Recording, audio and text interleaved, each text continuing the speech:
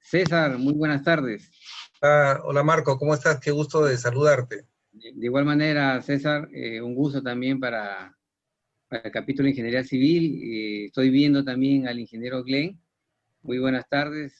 No he tenido el gusto de conocerlo, pero tengo muy buenas referencias por parte de los colegas.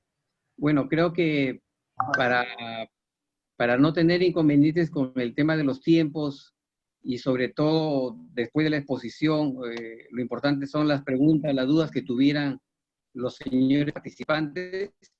Vamos a primero darle la bienvenida a todos y cada uno de los participantes que han entrado justamente a la hora que está programada a las 6, y luego de la exposición del ingeniero César Rojas viene el tema, una ronda de preguntas. La primera de ellas, la primera intervención va a estar a cargo del ingeniero Glenn Cameron Bush, y luego el ingeniero Rolando Torres, ¿no?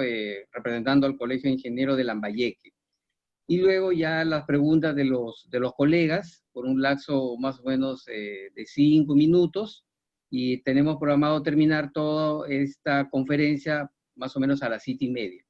El ingeniero César va a tener un promedio de 45 minutos en su exposición, y creo que es un tiempo suficiente, y unos 45 minutos adicionales para el rol de preguntas y respuestas por parte del ponente, y absolver, como vuelvo a repetir, las dudas que tuvieran, ¿no? Esta conferencia virtual sobre experiencia de contratos NEC de gobierno a gobierno en el Perú a un año de los Juegos Panamericanos Lima 2019, que es el caso de la Vía Panamericana, que tuvimos la suerte de conocer el año pasado en plena ejecución de la obra, como parte del programa que el capítulo de Ingeniería Civil del Consejo Departamental de Lambayeque lo programó a una serie de obras de infraestructura a nivel nacional, y una de ellas fue justamente el de los Juegos Panamericanos.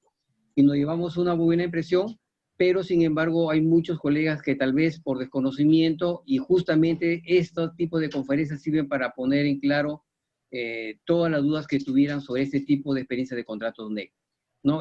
Bueno, sin más preámbulos, voy a presentar al ingeniero César Rojas Caramuti. Para los que no tienen gusto de conocerlo, es consultor en gerencia de proyectos y temas portuarios, es Project Manager de la Vía Panamericana, gerente general de Exo Ingeniería SAC, y es ingeniero civil por parte de la Universidad Nacional Pedro Ruiz Gallo. Adelante, ingeniero César, estamos atentos a su exposición. Buenas tardes a todos.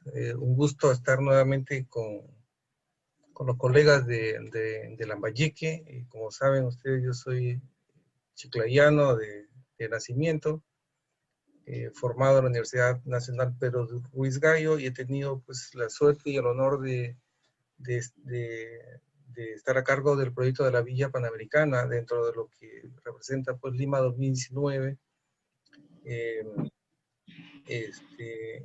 los Juegos Panamericanos, Panamericanos y Parapanamericanos.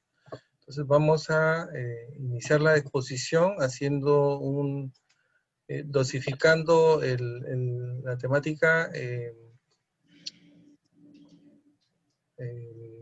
ver, voy a compartir mi pantalla.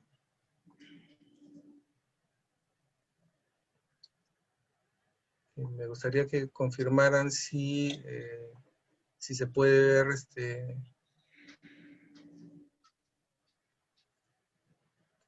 si se puede ver el PPT. Sí, ingeniero. ¿Sí? ¿Correcto? ¿Todo bien? Ya, ok. Ya. Bueno, el gran reto, el gran proyecto. Muchos hablan del megaproyecto, ¿no? Pero bueno, es simplemente un gran proyecto, un proyecto complejo. Vamos a señalar los antecedentes de los Juegos Panamericanos y cómo se dio este proyecto, ¿no? Lo cierto es que en febrero del 2015 se creó la COPAL, ¿no? Que era el ente encargado, pues, de asumir el reto de organizar los Juegos Panamericanos y Parapanamericanos, ¿no? En junio de 2016 se aprobó el Plan Maestro de Infraestructura, ¿no? Miren, después de un año y después de 3 años de haberse suscrito el acuerdo de responsabilidades con Pan Sport. En noviembre de 2016 se emite la autorización para la suscripción del acuerdo de gobierno a gobierno. Esta fecha es clave. Creo que es el primer paso clave y uno de los factores que han permitido el éxito del proyecto. Y finalmente en abril de 2017 se suscribe el acuerdo de gobierno a gobierno con el Reino Unido, ¿no? Es un acuerdo de entendimiento con el Ministerio de Comercio Internacional del Reino Unido, Gran Bretaña e Irlanda del Norte.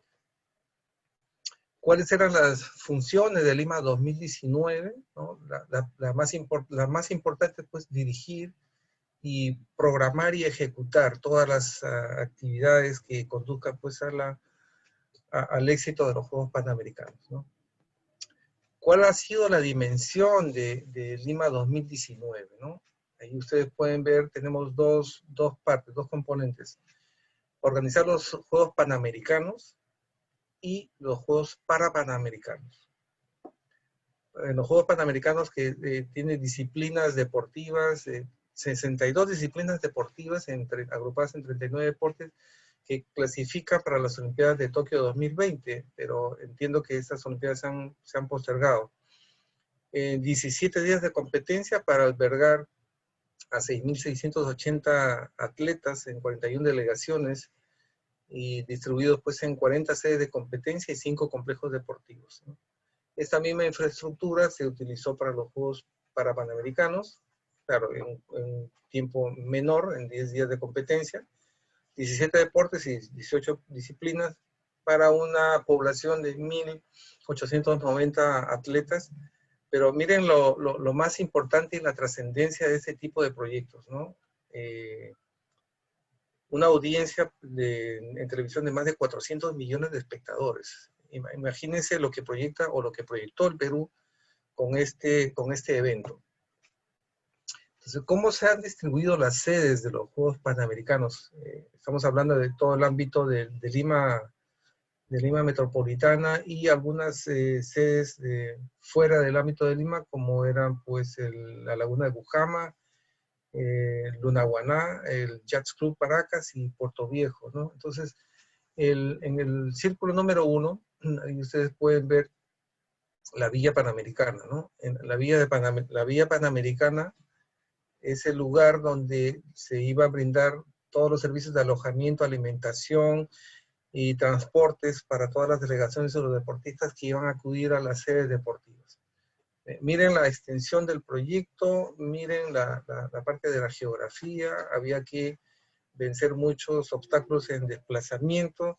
Estamos hablando de Lima, una ciudad con muchos problemas de tráfico. Entonces, había muchos aspectos que tratar. Evidentemente se requiere, pues, de mucho planeamiento, se requiere de gente con mucho conocimiento, muchas competencias en múltiples disciplinas. Pero en fin, ese es el reto. Eso fue lo que se encargó a Lima 2019.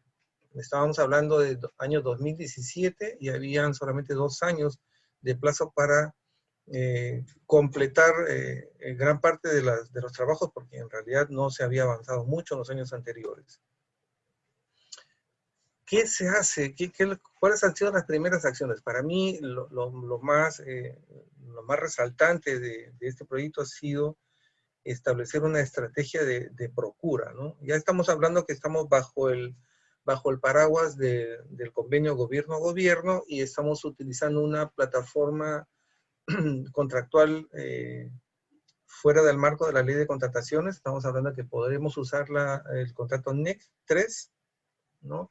Y se trata de establecer qué opción elegir. Entonces, ¿qué se hace? Algo que nosotros nos comparamos con nuestros sistemas o métodos, nosotros no hacemos esto.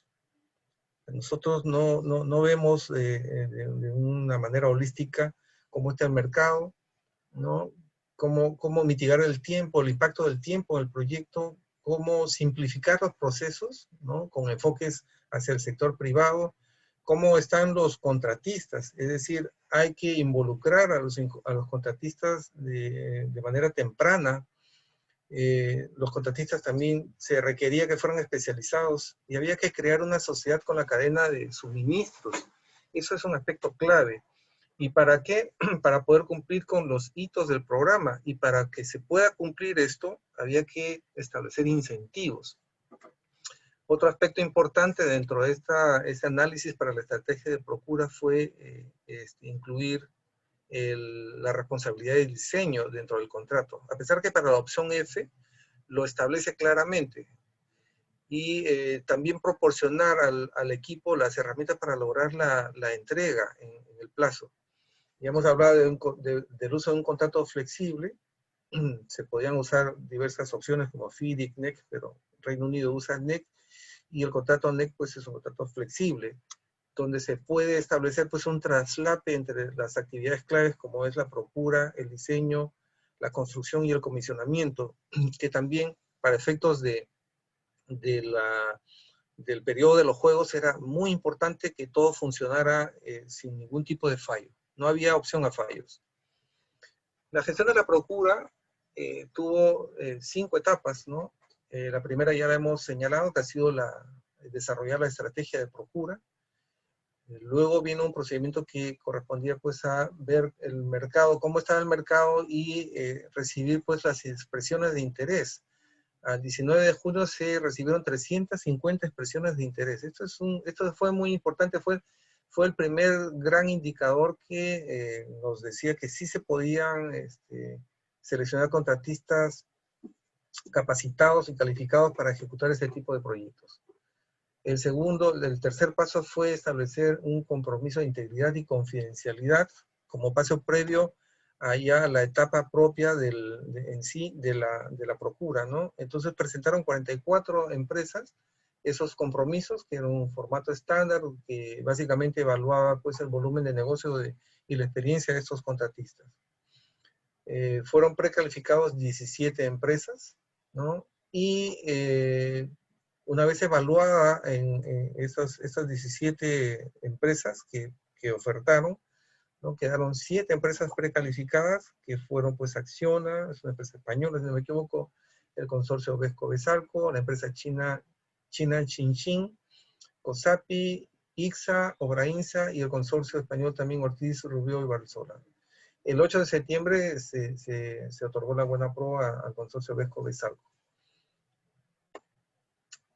Este era el reto. Esto, lo que ustedes ven en pantallas, es una línea de tiempo donde se establecía que al 26 de julio del 2019 se tenía que proceder con la inauguración de los juegos. O sea, no había opción a modificar el plazo. Esto es muy importante y esto es clave, porque en el marco de un contrato convencional en nuestras leyes, pues estamos a expensas de cualquier controversia, de cualquier demora, de cualquier tipo de conflictos que tienen impacto pues en el plazo, y eso no era una variable que se podía considerar. O sea, estaba prohibido pensar en que algo fallara. Entonces, se establecieron en el diseño del contrato, se establecieron fechas claves, que fue la primera, que al 28 de febrero del 2019 se culminaran las torres, ¿no? Y al 31 de marzo se culminaran las obras exteriores, ¿no? Dentro de la oferta, el contratista, cuando elabora su programa, ofertó que al 26 de julio del 2018, es decir, un año antes del evento, ya debían estar terminadas el casco estructural de las 7 torres. Entonces, eso dentro de la elaboración del programa también fue un aspecto muy importante, un aspecto clave, porque todo el despliegue de recursos del contratista estaban orientados a cumplir con ese ofrecimiento. Entonces, vamos ya entrando a los conceptos del contrato NEC, ¿no?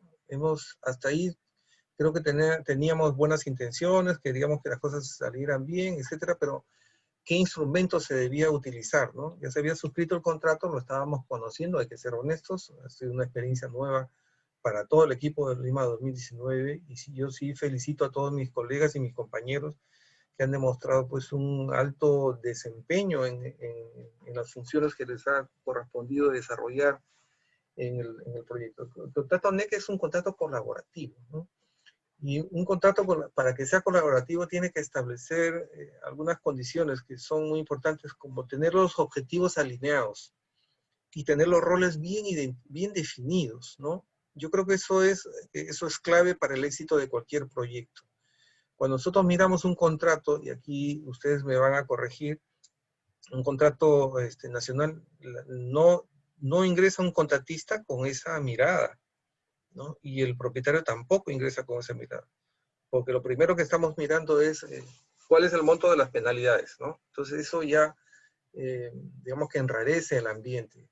Entonces la primera cláusula del contrato NEC establece que el contratante, el contratista, el gerente de proyecto, el supervisor de calidad deberán cumplir las obligaciones previstas en este contrato y desarrollar sus funciones en un marco en un espíritu de confianza y colaboración mutua, ¿no? Confianza y cooperación mutuas. Esta es la primera cláusula, difícil de olvidar, y bajo esta cláusula es que se desarrollan las acciones y se establecen unos vínculos de confianza con el contratista, porque te lo señala el contrato, y de esa manera se pretende hacer marchar las cosas en orden. Ahora, el contrato NEC tiene 6 opciones, ¿no? Que van desde la A hasta la F. Las opciones A y B están gobernadas por el precio. Las opciones C y D tienen como objetivos las metas, un precio meta. Las opciones E y F son las más flexibles y básicamente son de costos reembolsables. Entonces la opción A es lo que es el análogo a nuestro sistema de suma alzada. La opción B, que es un precio fijo con lista de cantidades, es análogo a precios unitarios, pero es una versión pues muy diferente y sofisticada. Entonces vamos a hablar de la opción F. Dentro de esa estrategia de procura, la asistencia técnica que brindó Reino Unido estableció que el tipo de contrato que se debía aplicar para Lima 2019 debía ser la opción F. ¿Por qué? Porque el riesgo debía ser asumido por el propietario. Otra opción, como una opción A, por ejemplo, donde no se contaba con diseño, pues era impensable. Y además, asumir el riesgo por parte del contratista hubiera elevado pues los precios o los costos del proyecto pues por las nubes. Por lo tanto, con buen criterio, con estas consideraciones para la estrategia de procura se optó por la opción F, que es la opción de gerenciamiento. ¿Cómo está estructurado el contrato NEC? El contrato NEC es un contrato estándar, ¿no? Esas cláusulas se aplican para todos los proyectos que se desarrollan bajo los conceptos de NEC y corresponde en la primera columna que dice los términos del contrato principal, donde se establecen la responsabilidad del contratista, las consideraciones para el tiempo, las pruebas y defectos, las consideraciones de pago, los eventos compensables, que para nosotros pues son los adicionales. También existen eventos compensables en contratos NEC, las consideraciones para riesgos y seguros, las consideraciones para la terminación y la modalidad o las herramientas para la solución de disputas. Los datos del contrato son los datos que cada una de las partes, tanto el propietario como contratista, brindan y quedan plasmados en el contrato, como por ejemplo el nombre del gerente del proyecto, el nombre del personal clave del contratista, ¿no? Ya en la parte de obras, en la otra parte del contrato viene lo que corresponde a la información del sitio, ¿no? Donde se proporciona la ubicación, las condiciones del terreno, el área, los temas de propiedad, etcétera, ¿no? Y la información de las obras, que es una descripción de los requisitos específicos de la obra. Aquí está el corazón de la metodología para gestionar el proyecto, ¿no? Con los conceptos de alcance, calidad, plazo, precio, programa, etcétera. El contrato NEC, decíamos, es un contrato que tiene 5 secciones claves, ¿no? Y están estructuradas pues de la cláusula 10 a la cláusula 90. En la cláusula 60, que corresponde a los eventos compensables, se establece con mucha claridad, le dedica mucha letra a los eventos compensables y establece, si mal no recuerdo, como 16 casos en los cuales correspondería aceptar un evento compensable, ¿no? Y en mi opinión y en mi experiencia, considero que el contrato NEC es un contrato de cronograma. Es lo más importante. Esto sí es clave. La gestión del cronograma es clave. En el apartado B 1700 de la información de las obras se establecen algunas condiciones con respecto al programa, como por ejemplo que debe ser presentado para su aceptación por el gerente de proyecto dentro de las primeras 4 semanas de iniciado la relación contractual. A diferencia de nuestro sistema de contratación, ¿no?, que establece otro tipo de plazos y otro tipo de condiciones para la formulación del programa. El programa se exige que sea desarrollado en el software Primavera. Eso es algo que nos llamó mucho la atención, y el gerente de proyecto revisa y acepta el programa mensualmente. En el caso de Villa se hacían revisiones de la línea base cada 2 semanas. Y te exige que los reportes y los controles se hacen utilizando la técnica del valor ganado, es decir, el indicador de costo, el indicador de programa, el SPI y el CPI. Y eso sí, con el mundo estatal ahí sí hemos sentido una colisión, porque normalmente nos pedían pues avance físico, ¿no?, que eso es lo que piden normalmente las entidades cuando gestionan un proyecto, pero nosotros lo que reportábamos pues era el SPI y el CPI, que era lo que estábamos mirando semanalmente, revisando en cada una de las reuniones y haciendo modificaciones o ajustes al programa cada 2 semanas, ¿no? Y finalmente cada mes pues haciendo el reporte correspondiente. Entonces ahí hay cosas que no conversaban, pero en fin, se imponen las reglas del contrato, porque el contrato dice que establece que se regula o se gestiona. Las reglas son las que establece el propio contrato. Las comunicaciones se gestionan en función a lo que establece el apartado de la información de las obras, en el apartado B 1100. Entonces se limitan a, entre otras, hay más comunicaciones, pero he consignado las más importantes, que son las instrucciones del gerente del proyecto, las notificaciones de alerta temprana, las notificaciones del gerente de proyecto, las comunicaciones del contratista, las comunicaciones del supervisor de calidad, las notificaciones de las obras defectuosas que emite el supervisor de calidad, y los certificados de defectos, que no son otra cosa sino la relación de las obras defectuosas, ¿no? Y todo esto se hace en una plataforma electrónica. En este caso se usó el software Aconex, que es un software de utilización en todo el mundo. Muchas empresas importantes lo tienen incorporado dentro de su gestión documentaria. Otro aspecto muy importante también, ¿no? La cláusula 26.1 establece el asunto de los subcontratos. Nos parecía un poco raro, ¿no? Pero en realidad, en una opción F, donde el contratista es un contratista gestor, puede subcontratar el 100% de los trabajos. Eso, y se le paga por eso. Entonces, eso no se entendía muy bien no dentro del equipo de la gerencia del proyecto, sino dentro de la administración de DIMA 2019. Pero en fin, esas fueron las condiciones y te lo establece claramente. Entonces, la opción F, ¿no?, es una opción es un gerenciamiento de la cadena, de la cadena logística. ¿Cómo se paga? ¿No? Se paga a través del costo, se reconocen los costos que involucra ejecutar los trabajos, afectando de una tarifa fee. Entonces, ¿qué cosas son los costos determinados? Es el monto de los pagos que se debe a los subcontratistas por los trabajos subcontratados. Y cuando hablamos de subcontratistas, nos referimos a subcontratistas de obra, a proveedores de servicios, etc. Y toda aquella cadena de logística que interviene en la ejecución o en la elaboración de componentes del proyecto, ¿no? Y la tarifa fee es también parte de lo que oferta, es como si dijeras, es tu ganancia, tu utilidad, ¿no? En las condiciones del pliego de licitación se establece qué comprende el fee.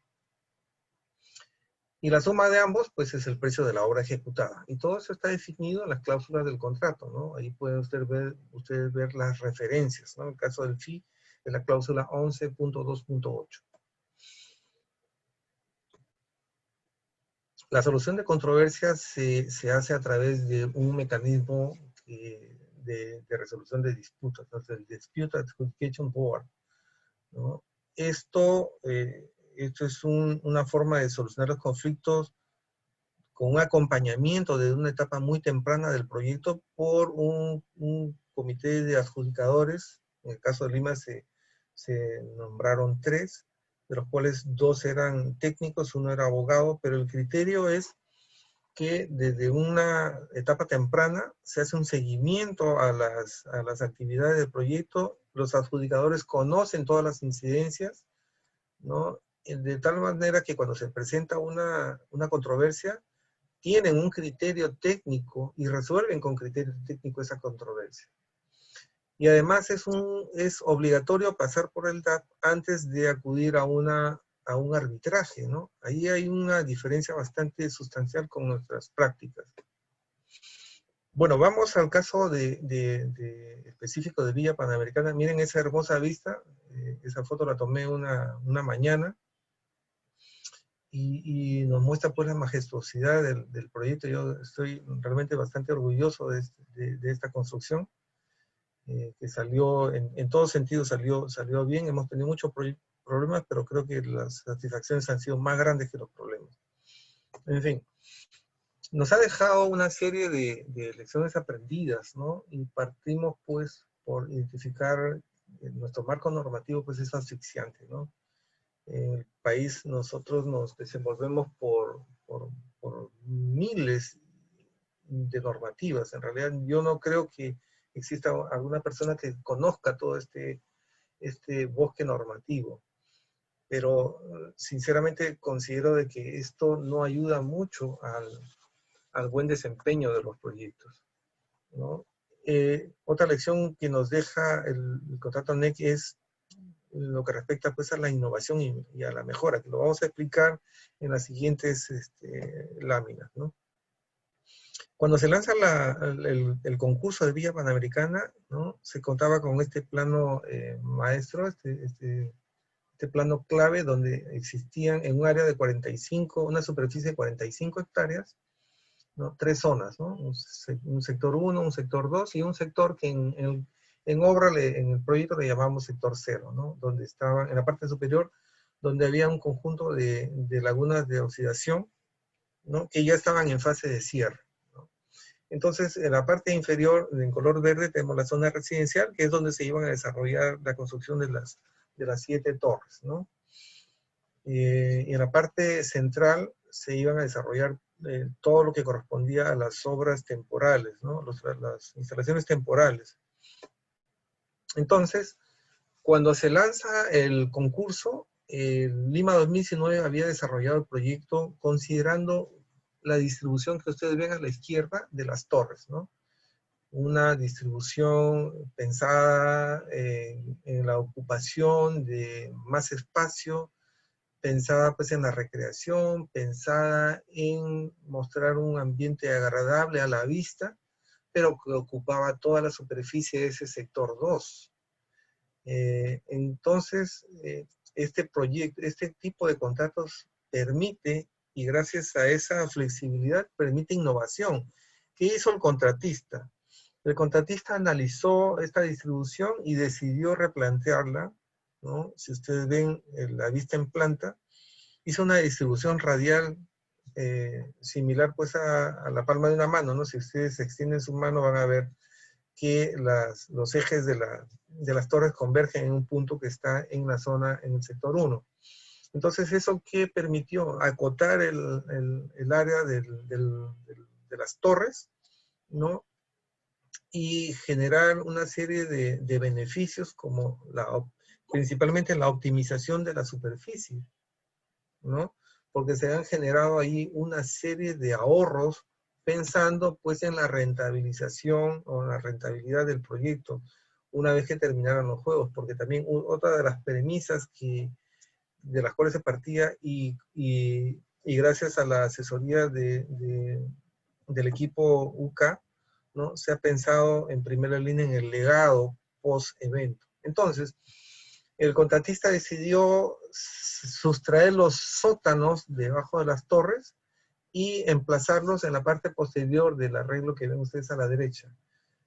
Ahí ustedes pueden apreciar los estacionamientos que consistían en esta nueva versión, ¿no? En un semisótano con la parte superior expuesta, de tal manera que no tenías que hacer mucha excavación. Y con esta decisión, también pensada, se logró pues un ahorro en tiempo de casi 2 meses. Creo yo que esa fue la primera aproximación al éxito del proyecto, pensando pues en este plazo que si sumamos y restamos, nada más se disponían de aproximadamente 18 meses para construir el proyecto.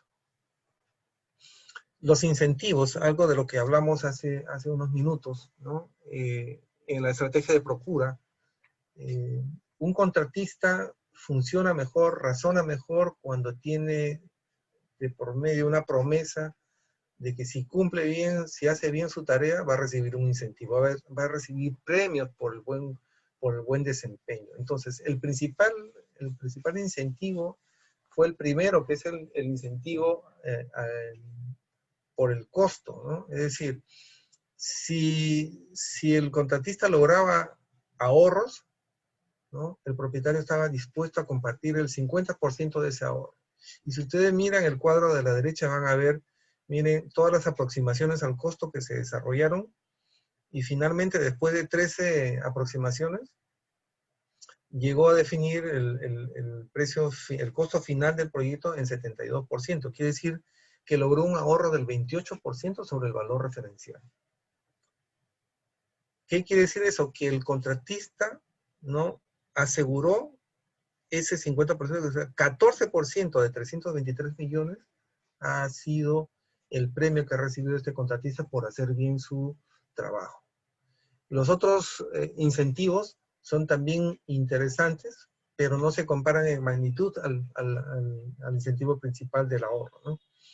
Como es el de la entrega de las plataformas para que las empresas de obra lleven a cabo sus trabajos, la entrega de los bloques residenciales, 200.000 por cada bloque, creo que fueron 2 bloques.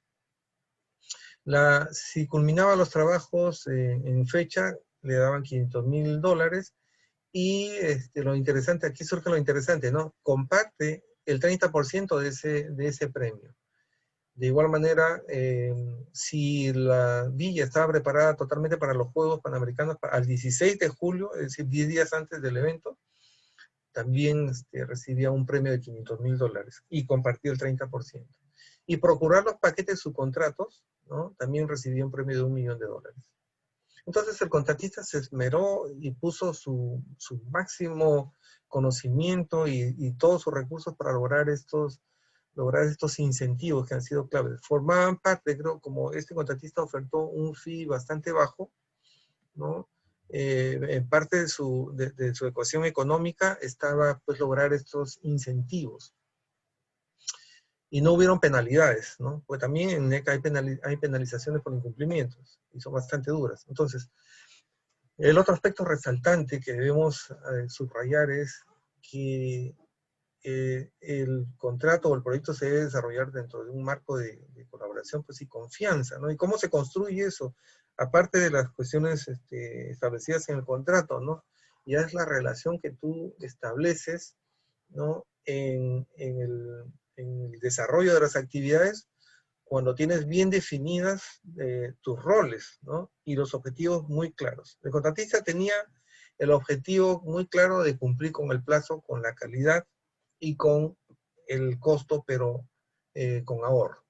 Y el gerente de proyecto tenía muy claro que tenía que administrar todos esos recursos y lograr y garantizar que el contratista cumpla con todo lo ofrecido y que cumpla con el programa, y que a su vez se ajuste a las consideraciones establecidas en el contrato, en todos sus aspectos. Entonces, si hay roles claramente definidos, esta relación se construye día a día. Claro que no todo es bonito, hemos tenido bastantes desavenencias, pero finalmente el profesionalismo de todos los involucrados creo que ha jugado un papel muy importante para el buen desempeño, ¿no? Algo personal que yo señalo aquí es que las decisiones han sido compartidas, ¿no? Gracias a la buena disposición de todo el equipo y a la disposición del director de proyectos del contratista y los representantes legales del contratista, es que logramos llevar una buena relación y pensar de la misma manera, apuntando hacia el mismo objetivo. Por tanto, las decisiones siempre fueron analizadas en conjunto y adoptada la decisión e implementada de manera conjunta. Entonces, esto ha sido clave también, ¿no? Claro, hemos tenido para esto, ustedes pueden ver, aproximadamente 200 reuniones de todo tipo, ¿no? De programa, de proyecto, de calidad de seguridad. Realmente un trabajo bastante extenuante, ¿no?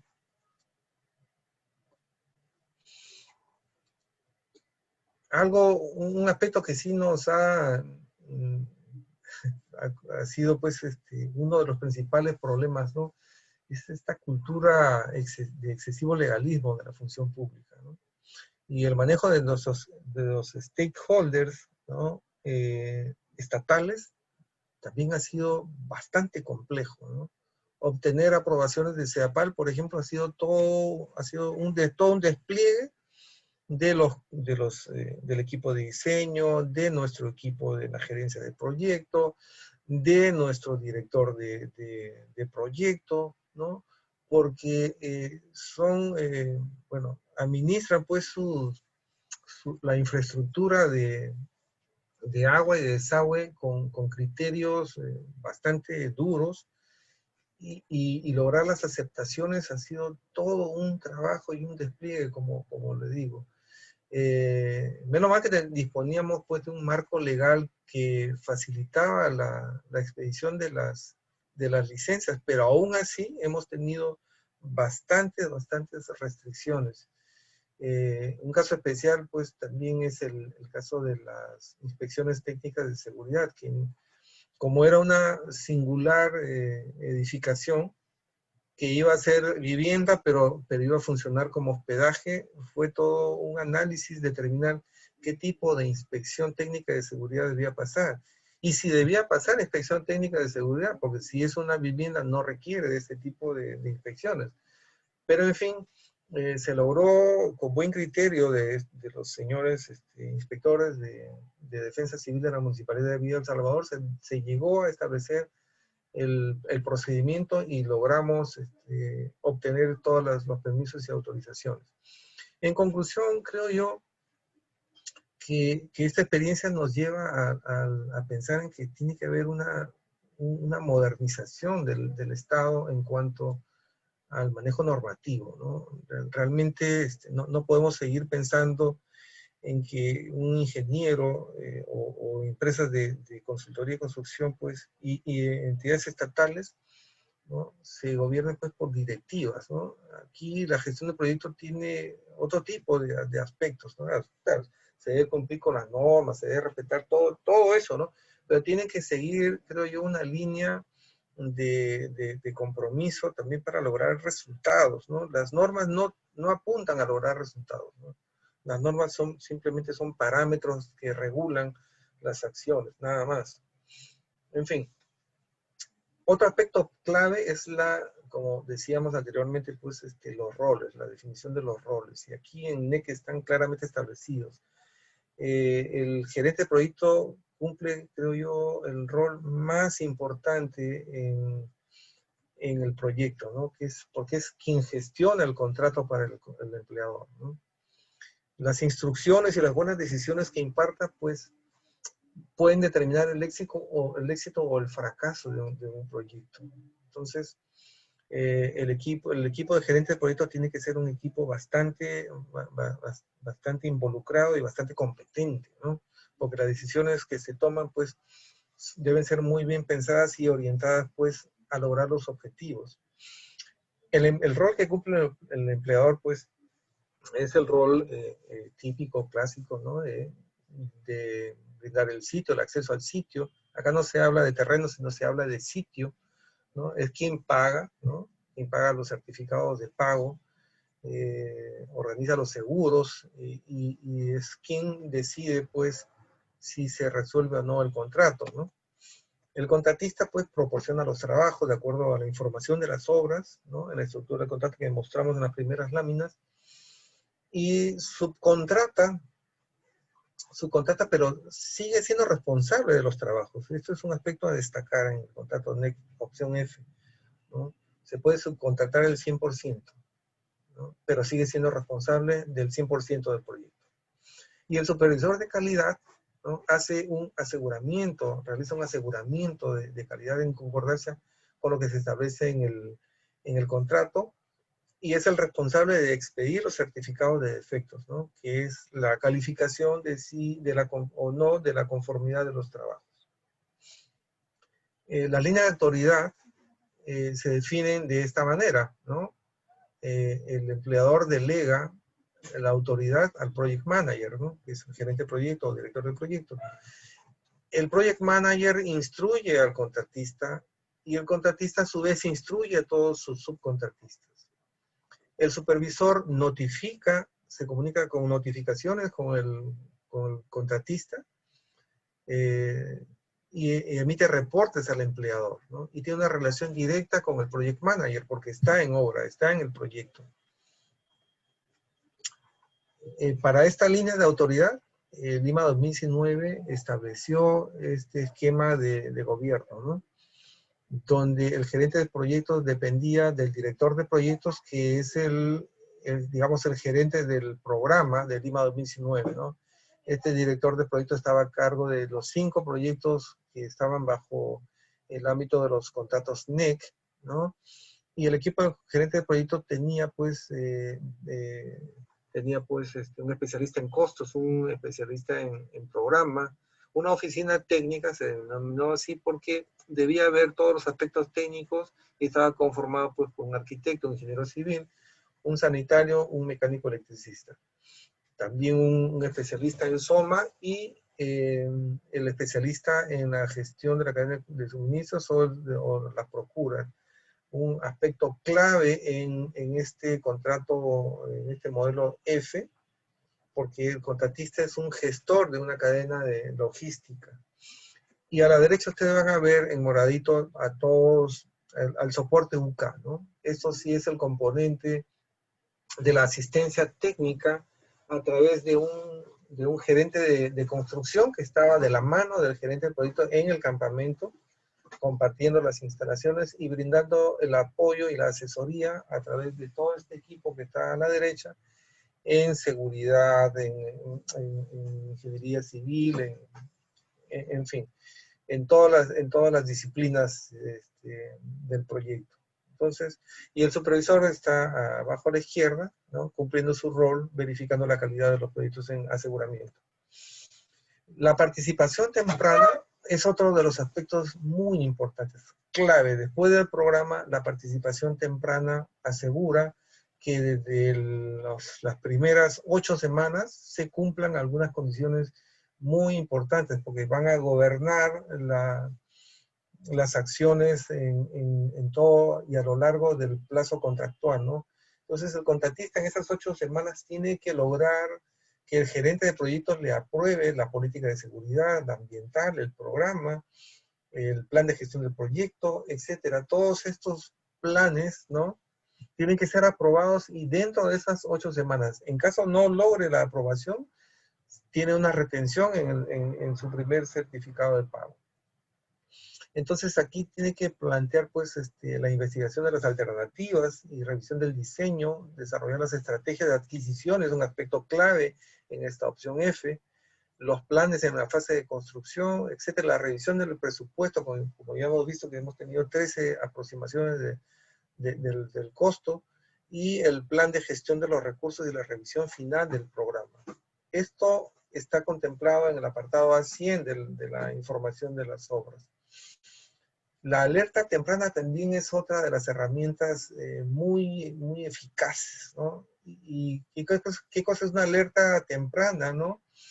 Es una notificación entre las partes, entre el contratista y el gerente del proyecto, cuando existe el riesgo de que un evento pueda aumentar el precio de los trabajos, o puede demorar la culminación, o puede retrasar el cumplimiento de una fecha clave, o puede perjudicar en su conjunto la ejecución de las obras.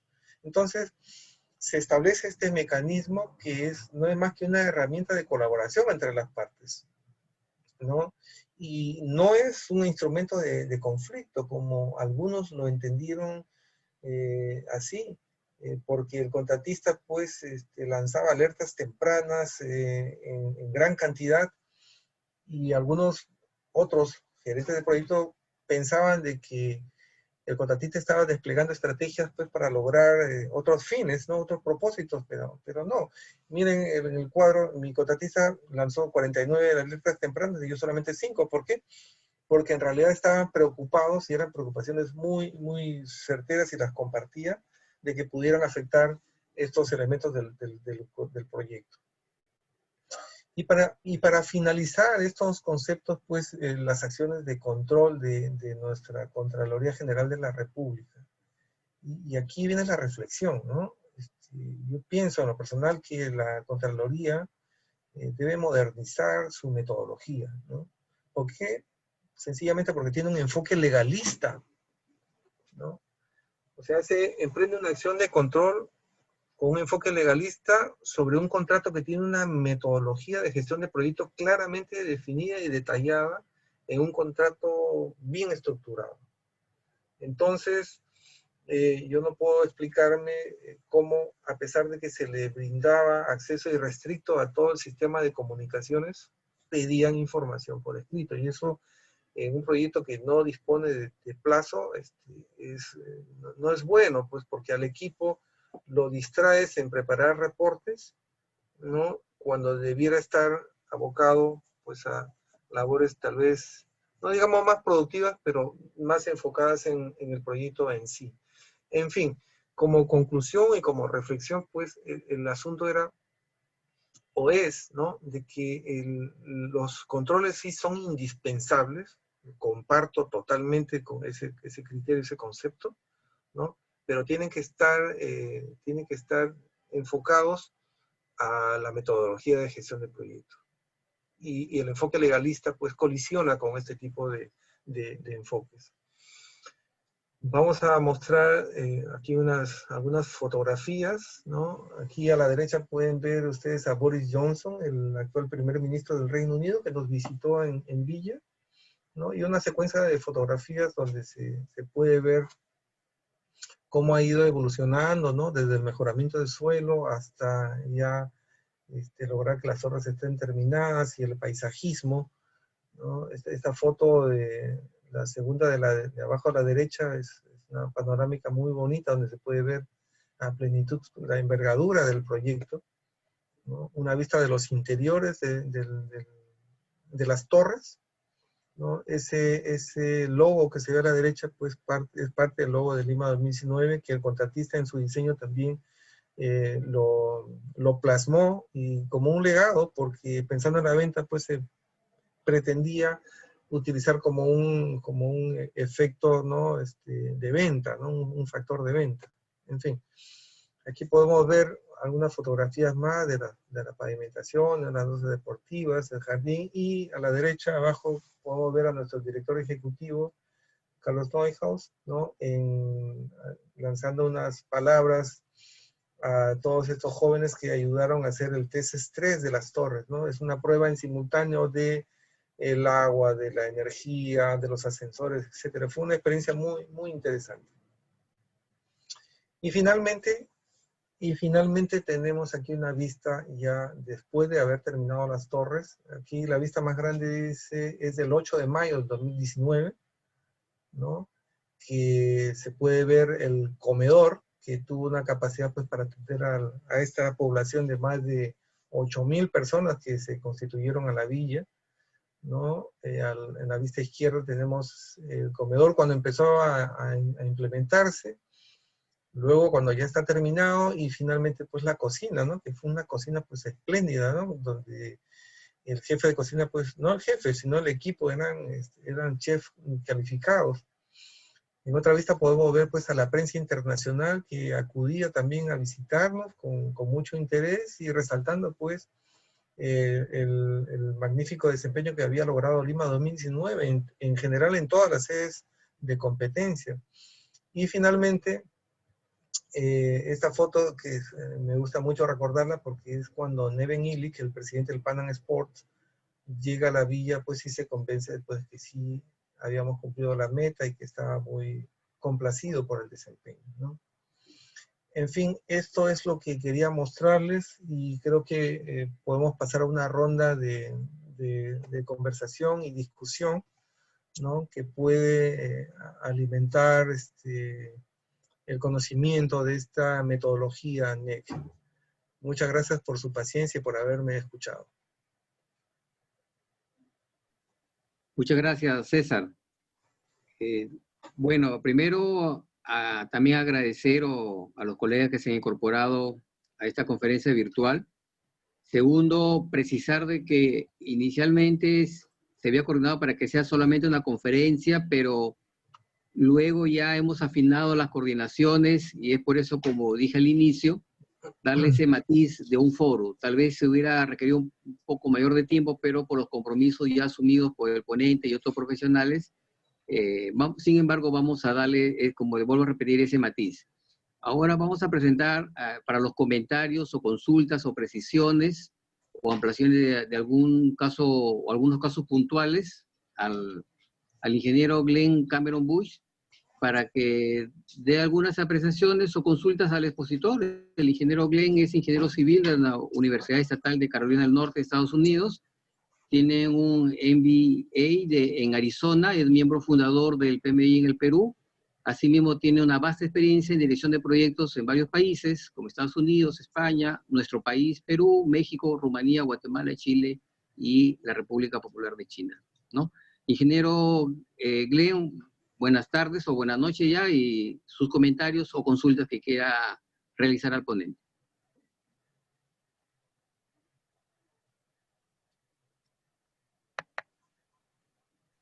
Ok. Bueno, antes de todo, muchas gracias por la invitación a César, ¿no? Para acá compartir nuestras experiencias con nuestros colegas de Lambayeque. Y bueno, enfatizo lo que César dice de que fue una experiencia única en usar nueva metodología de construcción.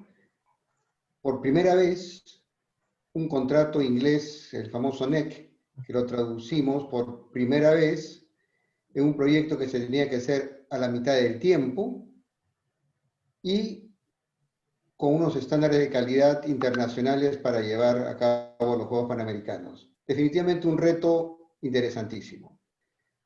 Y bueno, les comento ahí pues de que gran parte lo tuvo la iniciativa de nuestro director Carlos Neuhaus en hacer el gobierno a gobierno, el Estado a Estado, con el Reino Unido para poder y que nos ayuden con la gestión, con la contratación y obviamente los conocimientos que ellos tenían de haber realizado los Juegos Olímpicos en Londres el 2012. Bueno, y estoy aquí atento a cualquier pregunta que puedan tener sobre el tema de gobierno a gobierno. Yo sé que es un tema bastante conversado y escrito en la prensa. Creo que para ciertas personas y ciertos sectores mal entendido, por ahí escuché o leí que el Estado pues va a construir y quitar, bueno, trabajo a los peruanos y yo no creo que ese es el caso. El objetivo de gobierno a gobierno, uno es la contratación. Yo creo que eso es mitad del valor que da. O sea, poder tener un proceso de concurso, no le llamamos ni licitación, porque esa palabra tiene hasta mala connotación acá en nuestro ámbito peruano por la ley de contrataciones del Estado, lo difícil que es, lo engorroso y bueno, y lo que ha pasado con muchos de los proyectos, con la corrupción, etcétera, ¿no? estos procesos internacionales que se han usado para los Juegos Panamericanos son procesos que ya están probados y funcionan.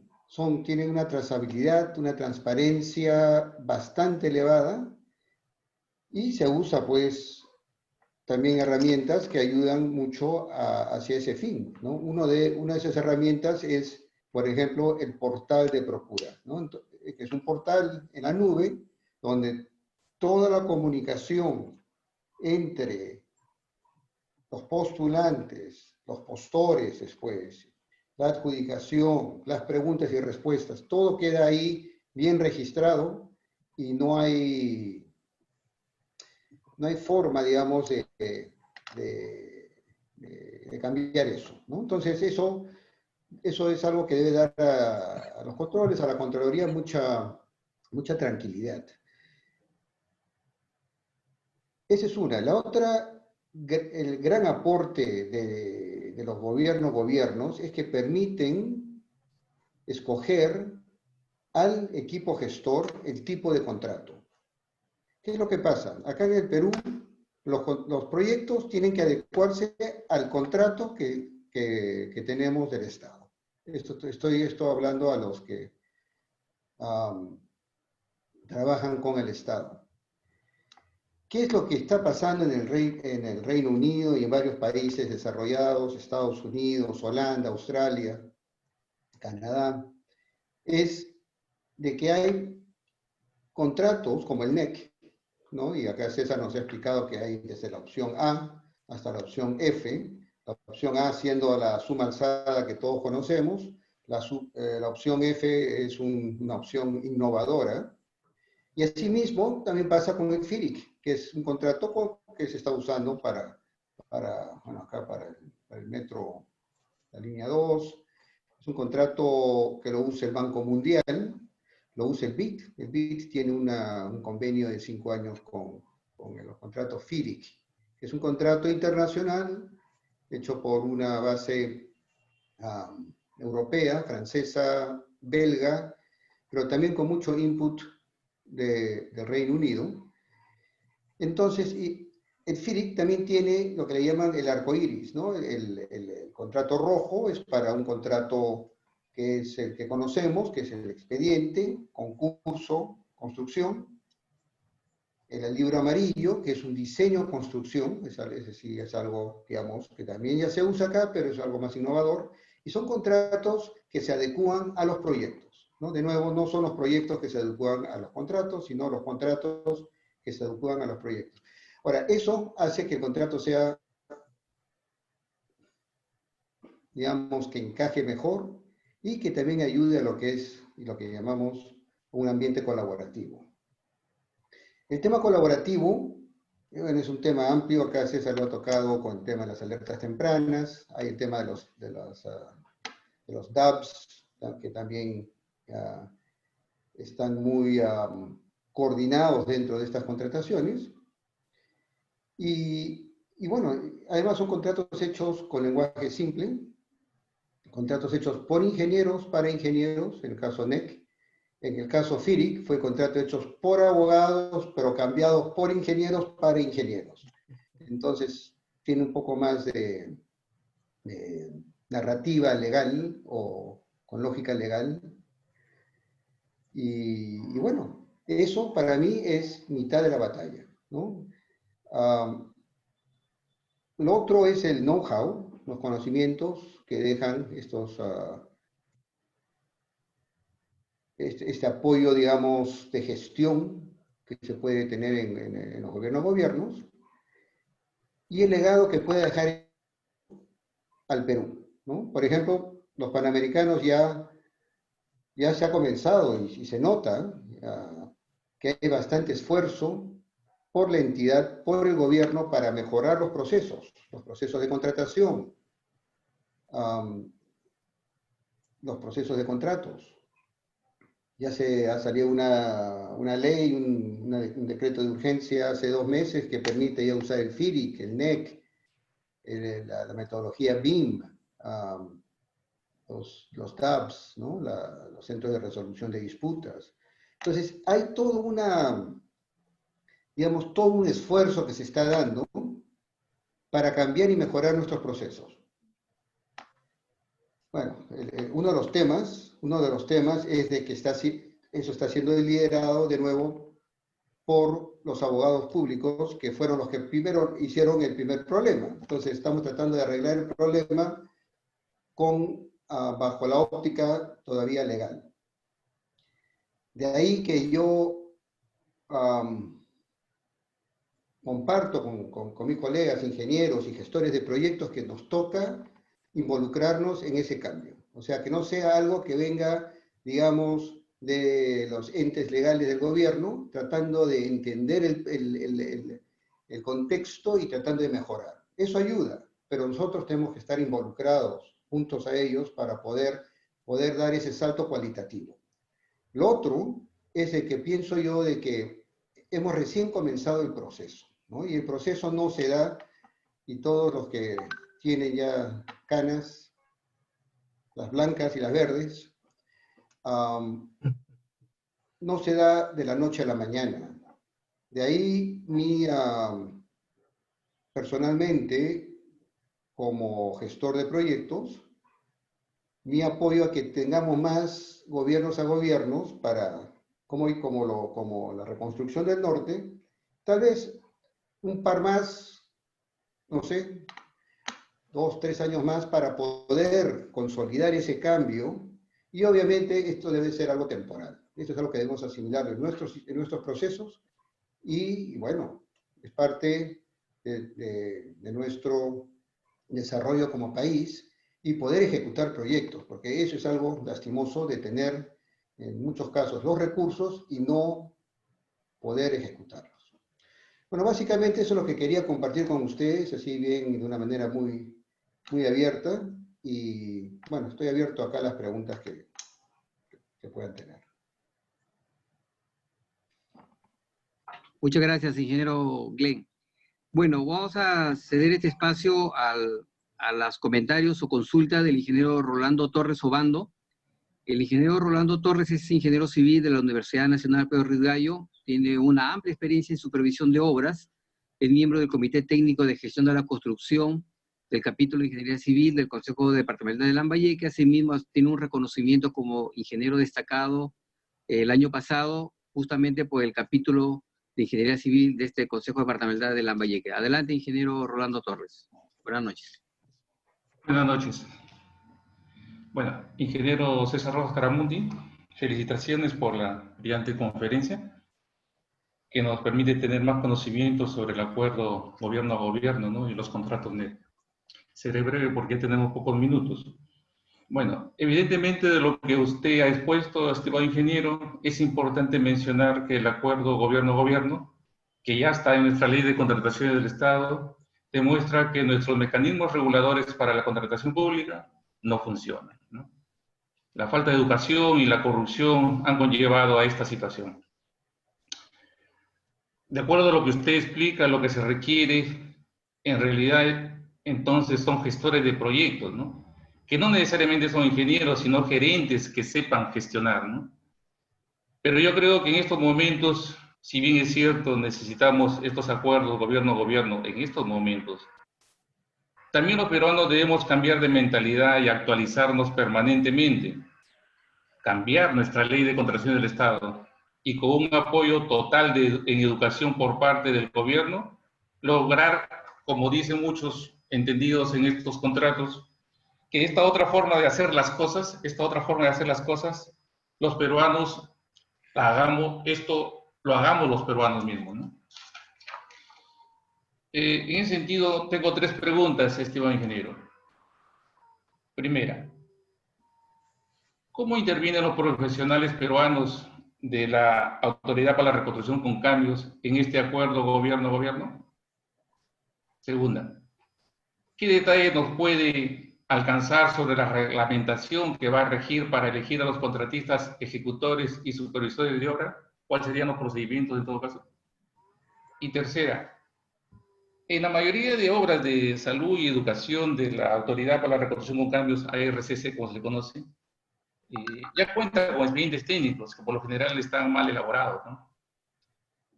¿Nos puede detallar, por ejemplo, cómo va a entrar a tallar el acuerdo gobierno-gobierno en el caso, por ejemplo, del Centro de Salud Pozo Pealto, que es una de las intervenciones del acuerdo gobierno-gobierno y que ya se sabe que cuenta con expediente técnico? Muchas gracias. Felicitaciones, ingeniero César. Bien. Muy bien. Adelante, ingeniero César, con sus respuestas. Bueno, las preguntas recogen pues el sentir, ¿no?, de gran parte de la comunidad de la ingeniería, ¿no? Respecto a los profesionales peruanos, ¿no? Te puedo contar que Lima 2019, ¿no?, ejecutó el 100% de los proyectos con profesionales peruanos, ¿no? El Reino Unido, el equipo UKDIT, así se le llamaba, ¿no?, hizo su labor fue de aseguramiento, ¿no? Los contratistas fueron elegidos en función pues a procesos de contrataciones abiertos, con toda una metódica, como ha explicado Glenn, para poder seleccionar al mejor postor. Entonces allí lo que queremos resaltar es que tienes unas reglas claras de contratación, tienes profesionales peruanos a cargo de los procesos, a cargo de las gerencias de proyecto, a cargo de los contratistas, ¿no? Y el soporte que da el acuerdo de gobierno-gobierno es a través de la transferencia de tecnología y su metodología de gestión, porque en realidad la gestión de proyectos con la plataforma NEC, nosotros la hemos aprendido en la experiencia de Panamericanos, ¿no? No es que hayamos tenido el conocimiento para ello. Entonces, yo pienso de que, y comparto la opinión de Glenn, que estos acuerdos de cooperación entre países, ¿no?, debe ser una suerte de un proceso de adiestramiento, ¿no?, y de asimilación de esas metodologías de gestión, porque valgan verdades, no tenemos una metodología de gestión de proyectos en nuestras normas, en las contrataciones, ¿no? Por lo tanto, se requiere implementar mecanismos modernos para contratar por un lado, para gestionar por otro lado. Porque miremos los resultados, ¿no? Podemos tener dinero en caja, ¿no?, pero muchos proyectos no llegan a culminarse. Y la pregunta que la población se hace es, ¿por qué no se terminan? ¿Por qué hay tanta infraestructura que se paraliza, ¿no? Y se paraliza porque realmente pues tenemos unos modelos contractuales que no incentivan pues la colaboración, por el contrario, que fomentan el conflicto. Entonces eso tiene que cortarse. Yo creo que hay varios enfoques para llegar al resultado, pero en líneas generales, ¿no?, hay que asimilar o adoptar una metodología moderna, hay que prepararse para ser cada vez mejores como profesionales, como contratistas, como consultores, y te digo, creo que hace falta una formación de gestores o gerentes de proyectos, porque para eso no se estudia, ¿no? El hecho de ser un gran calculista no te habilita para ser un gerente o un gestor de proyectos, ¿no? Porque puede tener problemas pues, de carácter, de trato o de comunicación, que sería lo más grave. En el desarrollo, el desempeño de un gerente de proyecto, el 90% de su tiempo lo dedica a comunicar. Mira tú cuántas reuniones hemos tenido y todo ese tiempo está dedicado a hacer análisis conjuntos de la mano con los especialistas, con los expertos, con los proveedores, ¿no? Pero siempre transmitiendo el mensaje, ¿no? ¿Y el mensaje cuál es?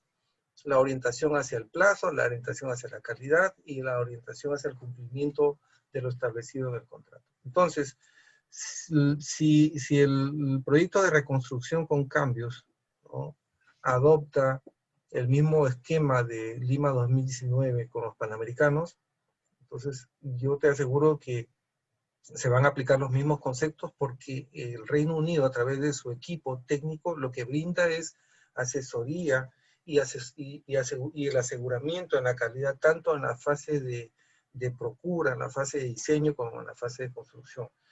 Pero todo el resto de actores, ¿no?, tanto consultores de diseño, contratistas, pues, supervisores y demás profesionales, se van a seleccionar del medio local. Eso no tiene por qué, o sea, no van a venir empresas del extranjero, ¿no?, a ejecutar proyectos. Eso no forma parte del acuerdo de gobierno a gobierno. No sé si con eso respondí tus preguntas.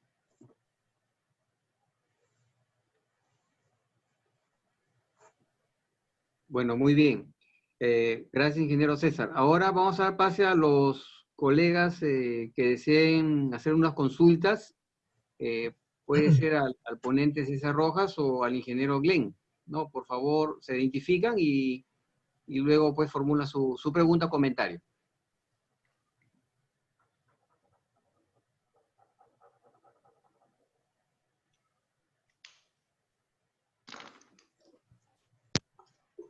Buenas noches. Las personas que deseen preguntar, favor de levantar la mano. Es una opción que tiene el Zoom en su icono de cada usuario.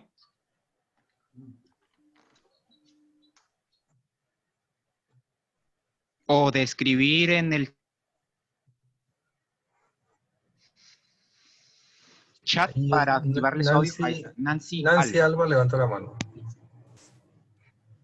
Buenas noches.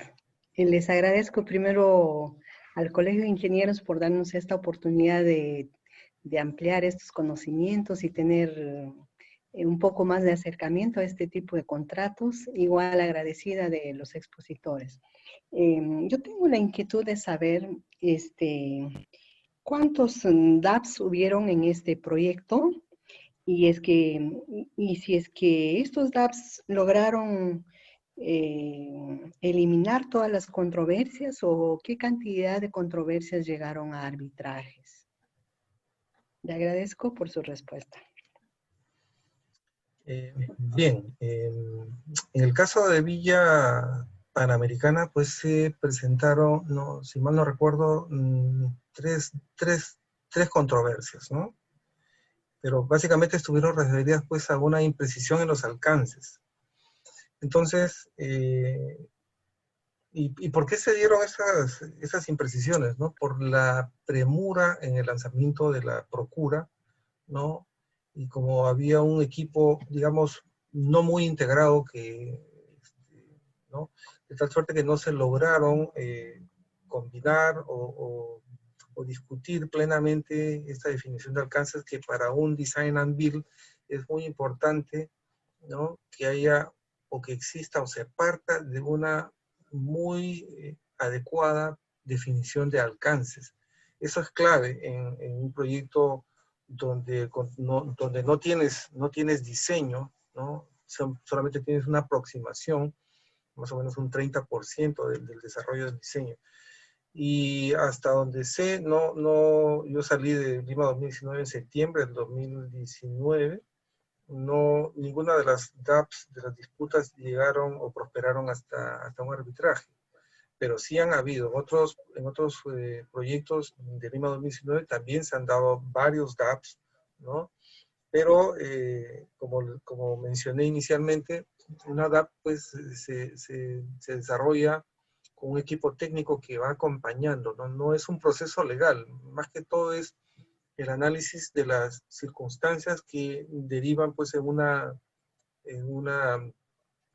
un conflicto o una controversia, y la emisión, el laudo, no sé si se denomina laudo, pero el fallo del equipo DAP siempre tiene una carga técnica muy importante.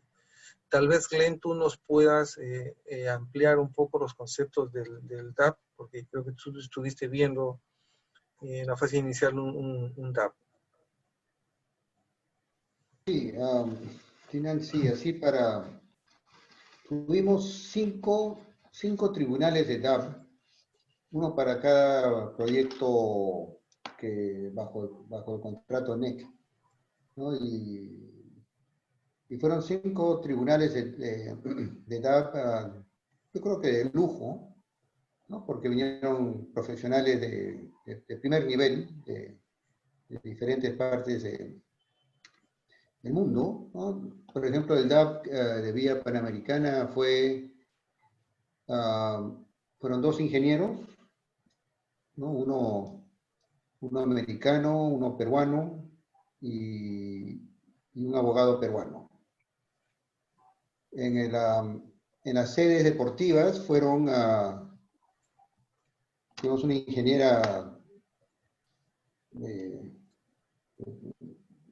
primer nivel, chilena-alemana, un presidente de DAP, un ingeniero mexicano y un abogado español, ¿no?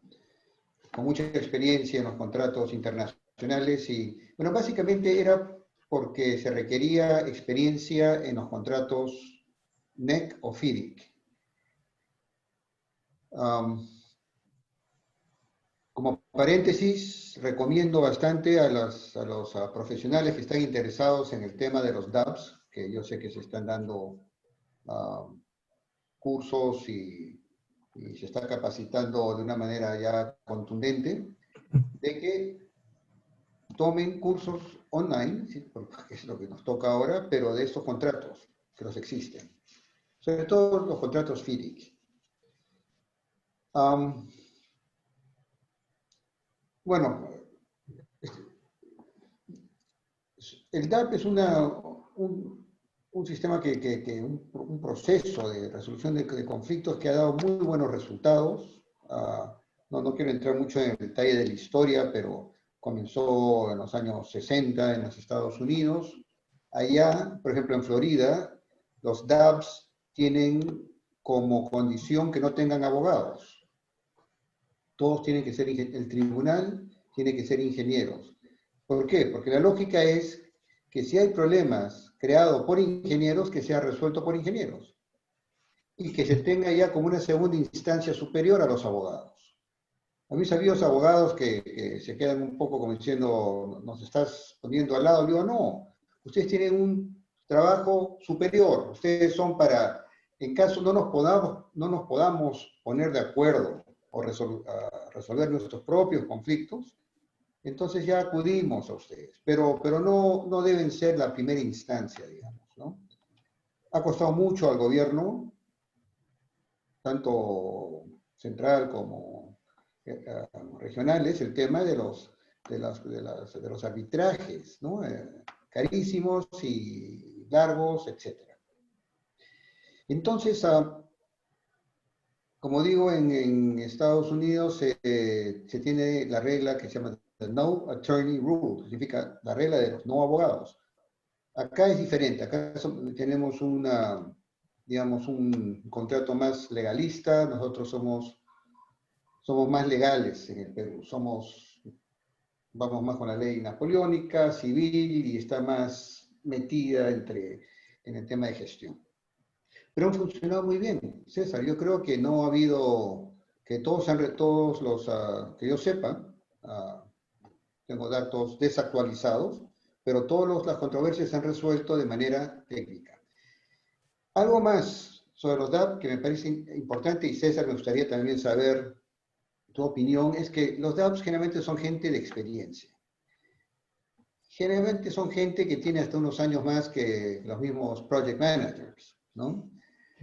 Los gerentes de proyecto. De tal manera que si hay un problema entre gerente de proyecto del contratista y el director de proyecto o el representante de la entidad, estos dos gerentes de proyecto van a tener una instancia mayor de una persona que hable el idioma, y estoy hablando del idioma de gestión de proyectos, el idioma técnico, el idioma de obra, ¿no? Y con más años bajo el brazo. Entonces, esta persona va a tratar no solamente resolver conflictos o controversias, sino de prevenirlos.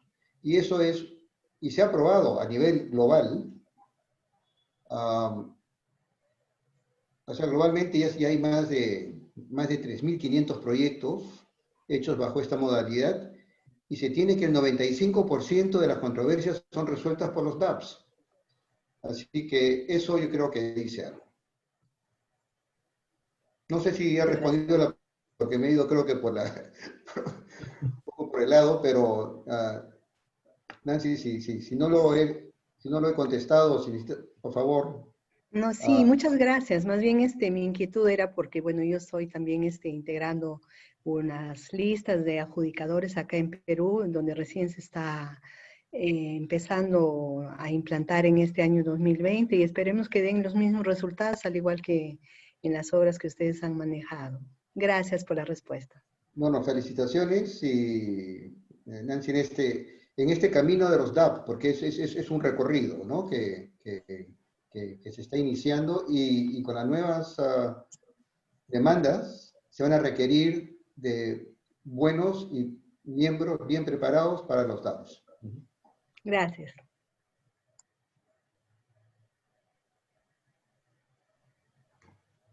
Hicieron una consulta por el chat, me parece. Sí, Marco, un ingeniero pregunta, ¿qué partidas principales generaron ahorros? ¿No? Es el Antonio Rabanal Paz Presente de Capeco.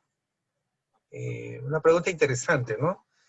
Inicialmente, con nuestra cultura tradicional de ejecución de proyectos y obras, pues suena un poco extraño que se puedan lograr ahorros, ¿no? Suena extraño. Más que hablar de partidas, el enfoque del contrato NEC en la opción F está orientado pues a la gestión de la cadena de suministros. Entonces depende de muchos factores y entre otros los principales, el manejo que pueda tener el contratista con esa cadena de subcontratos, ¿no? Porque no partimos de un tradicional expediente, solamente partimos básicamente de una definición de alcances, y a partir de ahí es que se determina pues el diseño de ingeniería. No estamos hablando de análisis de precios unitarios, que para estos propósitos, digamos que son demasiado restrictivos. O sea, hablar el lenguaje de análisis de precios unitarios, creo yo que resulta muy restrictivo, ¿no? Porque no te permitiría gestionar o generar ahorros, dado que el ahorro sí tú lo puedes lograr en una negociación que tienes con un proveedor clave o con un subcontratista clave, o si la fortaleza que tiene la empresa, ¿no?, está orientada a una de las áreas, a uno de los componentes, uno de los paquetes del EDT, entonces por ahí es que se van a generar los ahorros. En el caso de Vesco, el core de negocio de esta empresa pues es la construcción de departamentos, ¿no?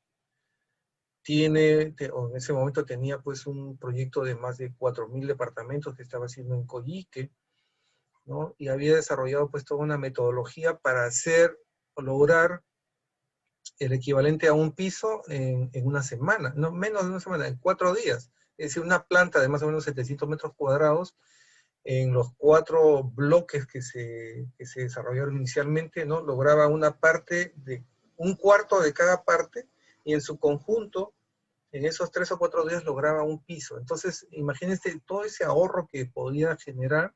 ¿En base a qué? En base a la técnica, ¿no? Encofrados metálicos hechos a la medida, ¿no? Un buen programa de trabajo, y una buena negociación tanto con el proveedor de concreto premezclado, como con el proveedor de acero, ¿no? Aceros Arequipa.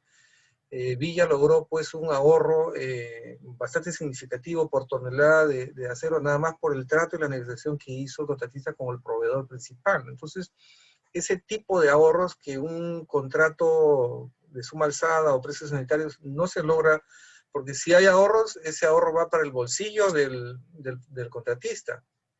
En cambio, en esta metodología, el ahorro el ahorro se comparte, ¿no? Como es un trabajo de libro abierto, es decir, el gerente del proyecto tiene acceso a toda la información de proveedores, de servicios, los contratistas, subcontratistas, todas las procuras pasan por la aceptación y la aprobación expresa por escrito del gerente de proyecto. Entonces el gerente de proyecto tiene el control de todas las actividades del contratista, y es por ahí donde se va verificando, ¿no?, que si hay una desviación en alguna de las compras o de las contrataciones, el gerente de proyecto va a decir, va a poner su objeción y va a rechazar esa compra. Entonces, hay muchos aspectos que en su conjunto contribuyen pues a la reducción de los precios, y eso es simplemente un ahorro. Que ese ahorro, como hemos visto, es 28% de ahorro, 14% correspondieron al contratista y 14% para la entidad. ¿Respondí su pregunta?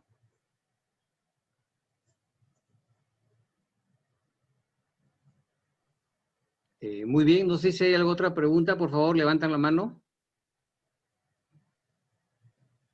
Ok. Se identifica y la pregunta. Al ingeniero Rogelio Alarcón se le ha enviado una solicitud para que active su audio. Listo. Ok. Bueno.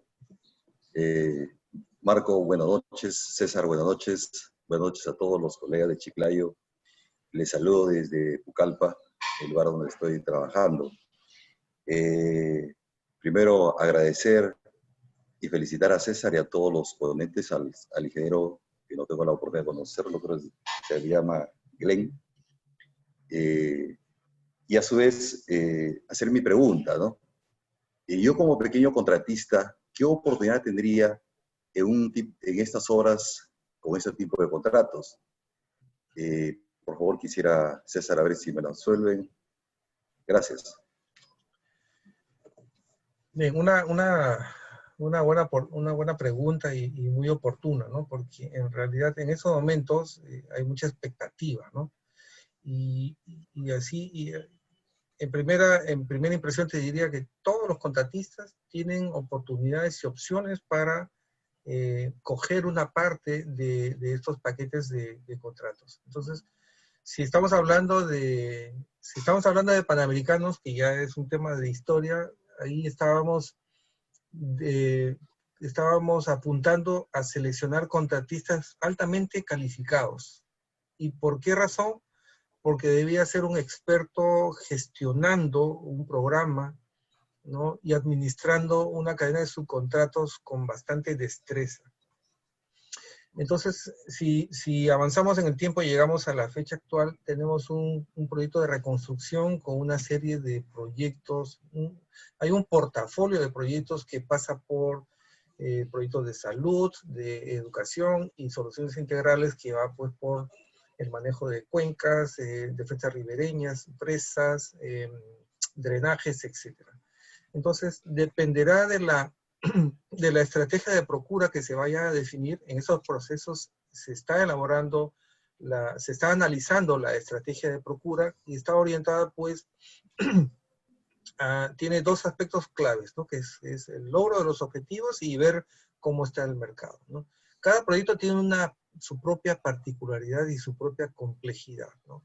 Entonces, un proyecto complejo, en el caso de un hospital, pues tiene que ser orientado pues a un contratista que tenga ese expertise y pueda desarrollarlo sin problemas. Porque también aquí de lo que se trata es que todos ganen. El enfoque que tiene la procura es un enfoque de ganar, ¿no? Eso es clave. Eso para mí es determinante, ¿no? A priori tú partes con la premisa de que vas a ganar. No estás pensando y no vas con los temores de que te van a resolver el contrato, que te van a hacer exigencias irreales, irrazonables, etcétera, etcétera. Es decir, hay predictibilidad, ¿no? ¿Y cuál es la contraprestación? Pues que tú des un buen servicio. Entonces, si dentro de esta estrategia de procura se determinan algún tipo de proyecto que vaya en la magnitud que pueda manejar cualquiera de las empresas de la zona o del país, porque son son licitaciones abiertas, ¿no? Ya hemos mostrado cómo es el proceso, ¿no? Las expresiones de interés, el compromiso de integridad, ¿no? La precalificación y la calificación. Se va a seguir, supongo, el mismo esquema, orientado a que logres obtener del mercado esos contratistas que se comprometan con la ejecución de los proyectos. Entonces, por ahí va el enfoque. Y si tú miras las cosas en ese sentido, si las programas y las diseñas para eso, pues evidentemente los contratistas, sean grandes o medianos, van a tener oportunidades, van a tener, claro que sí, todas las oportunidades para poder participar.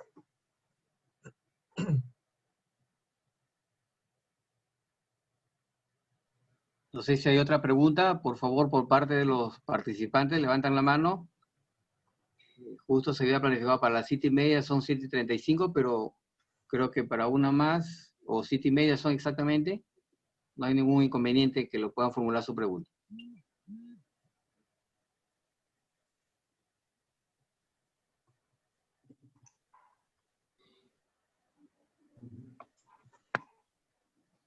Creo que ya no hay ninguna pregunta. Muy bien, primero, ante todo, para agradecer al ingeniero César Rojas Caramuti por compartir sus experiencias sobre contratos NET en la vía panamericana. Al ingeniero César Rojas estuvo el año pasado dictando conferencias y también participó de un simposio en noviembre del año pasado como parte del programa del capítulo de Ingeniería Civil y por tal motivo nuestro reiterado agradecimiento. Asimismo, al ingeniero Glenn Cameron y al ingeniero Rolando Torres por su intervención y su tiempo, por estar presentes en esta conferencia, y asimismo a los colegas que han intervenido y a todos los participantes por estar siempre predispuestos a aprender algo nuevo, que esto nunca termina. Y sobre todo en este tipo de contratos que veo, hay varias conferencias virtuales, hay varios eventos, y es bueno que el Perú, ante todo, la idea es de que ofrezca productos de calidad. Y esos productos de calidad, como son las obras, implica también profesionales de calidad y altamente competitivos. Y no siempre estar con el tema de la contratación del Estado, que es otro tema muy amplio también, y que eso amerita otro tipo de tratamiento, entrar en eso, la confianza. Hay mucha desconfianza en nuestro país, ¿no? Será por todo lo que hemos pasado. Bueno, en esta oportunidad he visto que está de participante al ingeniero Gerardo Alegría Olazábal. Lo quiero invitar para que dé las palabras finales. El ingeniero Gerardo Alegría Olazábal es paz presidente del capítulo de Ingeniería Civil del Colegio de Ingenieros de Perú, Consejo Departamental, a quien también quiero agradecer el apoyo al Consejo Departamental de Lambayeque, liderado por nuestro decano, el ingeniero Ciro Salazar, por el apoyo que está brindando a todos los capítulos. Ya, bueno, no sé si el ingeniero Gerardo Alegría Olazábal nos honra con sus palabras finales para dar por concluido este evento el día de hoy, que ha tenido bien todos ustedes a participar.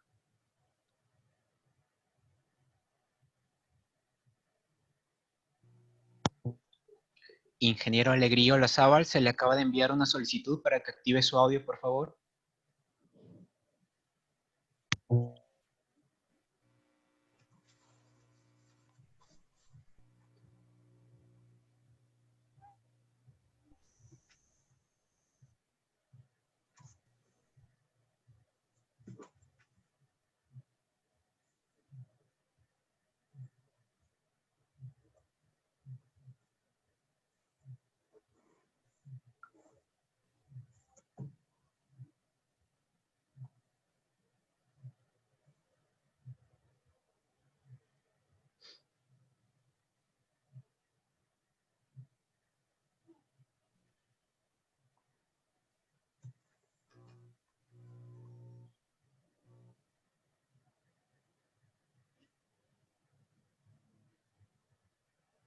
¿Podrá activar su...? Muchas gracias, ingeniero Marco Yarlaque. Sí, felicitar a la ponente por su brillante presentación. Nada más lo que podríamos hacer, este ejemplo, un comentario, lo que ha sucedido en los Panamericanos el año pasado. Ahora se va a implementar con la misma institución del mismo gobierno, acá en el norte, en el asunto de la reconstrucción con cambios. Esperamos que esto sirva como un ejercicio, una lección, y que realmente se cumpla todo este proyecto para bien y desarrollo de la atención. Eso es todo, ingeniero Yalaque. Gracias. Muchas gracias a todos por su participación y hasta otra oportunidad. César, no sé tus palabras finales, creo que con esto ya cerramos todo el evento de hoy día. Sí, quería hacer unas reflexiones finales, ¿no? En el sentido de que debemos mirar qué es lo que está pasando en el mundo. Este evento de esta pandemia que nos ha confinado varios meses en nuestras casas, nos ha llevado a este tipo de reuniones virtuales que hace unos meses no las podíamos desarrollar, pero miren, sí se puede. Teníamos la tecnología, solo que muchas veces por costumbres, por ya prácticas anteriores, pues no las utilizamos. Muchas empresas están replanteando en estos momentos el dimensionamiento de sus instalaciones y el uso de sus recursos, porque sí han comprobado que sí funciona el trabajo virtual, han comprobado pues que puedes disminuir tus áreas de oficinas, puedes disminuir el número de estacionamientos en un edificio, puedes sacar de las calles muchos autos. Entonces hay una serie de ventajas. Siempre se comenta y se dice que las crisis son oportunidades, ¿no? Y las estamos viendo. Yo quería hacer la reflexión y llamado a mis colegas, a mis paisanos de Chiclayo, porque soy de Chiclayo, soy de Pimentel, ¿no? Que veamos qué está pasando en el mundo y tenemos que estar actualizados, tenemos que estar mirando hacia el futuro, y yo creo que debemos resaltar el rol de nuestro colegio de ingenieros, debemos revisar nuestro código de ética. Creo que así como necesitamos tecnología, así como necesitamos buenos gestores de proyectos, buenos gerentes de proyectos, buenos profesionales, todo esto funciona solo y si tenemos profesionales con ética, ¿no? Que respete los criterios, el código deontológico del Colegio de Ingenieros del Perú. Entonces, la reflexión y el llamado es, pues, miremos las buenas prácticas y seamos mejores personas, porque creo que sí podemos hacer cosas juntas. Lima 2019 es hechura de profesionales peruanos con asesoramiento del equipo inglés, el UCA de IT, ¿no?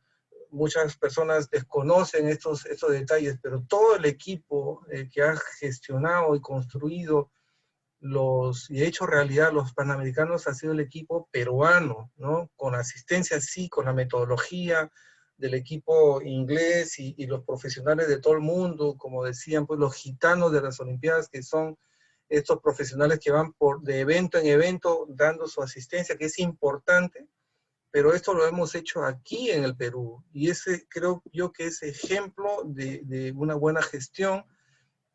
Han venido acá la gente de Chile, la directora del deporte, no sé, creo que es un cargo de ministro, a aprender, a ver cómo hemos hecho la Villa Panamericana, porque ellos, los chilenos, ya empezaron con la ejecución de su proyecto de la Villa para las Olimpiadas, los Panamericanos de Chile, que es el próximo gran evento del mundo panamericano. Entonces, nos están tomando como una referencia para una buena gestión de proyectos de gran envergadura.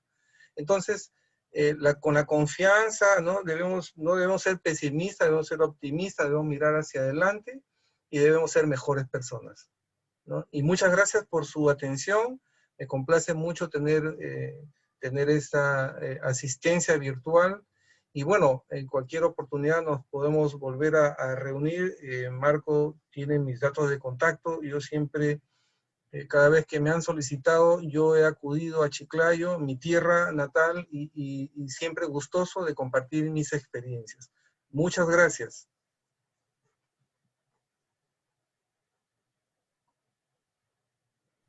Gracias a todos.